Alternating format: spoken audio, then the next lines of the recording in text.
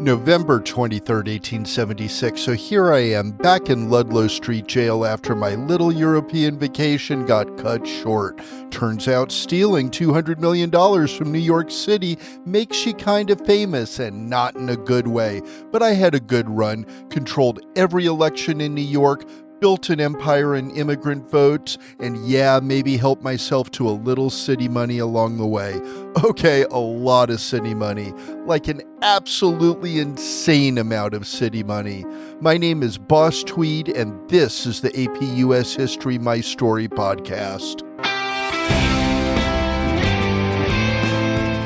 Let me tell you how I basically invented modern machine politics. Starting in the 1850s, I saw all these Irish and German immigrants flooding into New York. We're talking 400,000 people in the 1850s alone, and everyone was treating them like garbage. The Know Nothing Party and other nativist clowns were saying immigrants weren't real Americans. Meanwhile, I'm like, bet these are my people now. I built my organization, Tammany Hall, into the most powerful political machine in American history. We'd meet immigrants as they got off the boats at Castle Garden. Need a job? Tammany's got you. Need food for your family? Here's a turkey for Thanksgiving. Your kid needs to get out of jail? I know a judge. House burned down? Here's some cash to get back in your feet. We were basically running a whole welfare system before the government even thought about it. In return, you vote how I tell you to vote. And if you're really loyal, maybe you vote 2 or 3 times. We called them repeaters. By 1868, I controlled the mayor, the governor, most of the judges, and pretty much every city contract. The New York County courthouse that was supposed to cost $250,000, yeah, it ended up costing $13 million. And guess where that extra money went?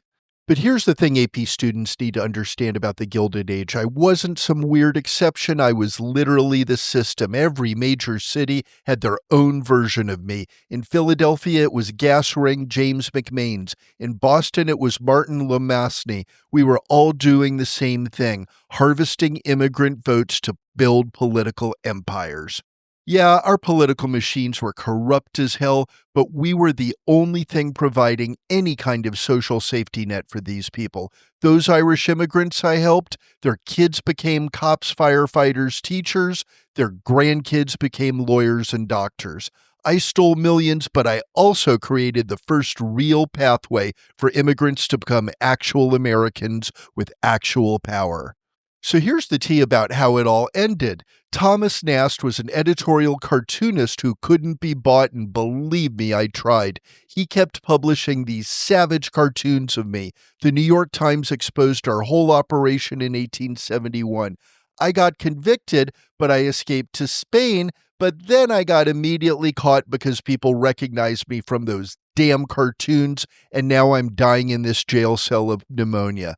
I'll be dead by April 1878, but my Tammany Hall system lived on for decades, and every time you see a politician promising government benefits in exchange for votes, that's my legacy. The progressive reformers who came after me, like Theodore Roosevelt, spent their entire careers trying to destroy what I built.